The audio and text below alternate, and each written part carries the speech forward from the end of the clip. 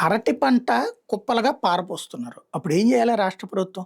మార్కెట్‌ని రంగంలోకి తీసుకొచ్చి, ఆ అరటి కొని మన మార్కెట్‌లో అమ్మితే, అక్కడ పావలా రూ. 10కి అమ్మిందాన్ని రూ. 10కి తీసుకొని, మనకిక్కడ రూ. 15కి అమ్మినా రూ. 50కి కొంటున్న మనకు బెనిఫిటే గదా!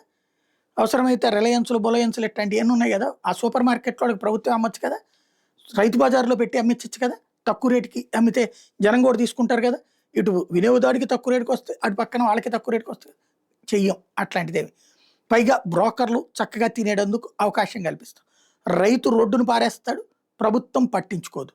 జనం దగ్గరికి, రైతు దగ్గరికైతే వెళ్తా ఉంటుంది. లేటెస్ట్‌గా ఇది తెలివిగా ఏం చేస్తున్నారు, కేంద్రానికి లేఖ రాశారట. ప్రత్యే రైలు పెట్టమని చెప్పేసేసి. అంటే కేంద్రం మీదకు దోసేస్తున్నారు. టమోటా ఇక్కడ ఇబ్బందయితే కేంద్రానికో లేఖ రాస్తారు. పత్తికి ఇబ్బందయితే కేంద్రానికో లేఖ రాస్తారు.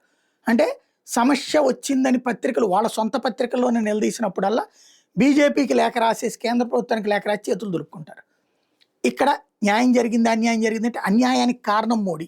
వీళ్ళకేదైనా న్యాయం జరిగితే మేము మాట్లాడి సాధించి తెచ్చాం. ఇది ప్రస్తుతం నడుస్తున్నది. ఇది భారతీయ జనతా పార్టీకి ప్రయోజనమా? నష్టమా? భవిష్యత్తులో ఆలోచించుకోవాల్సి ఉంది.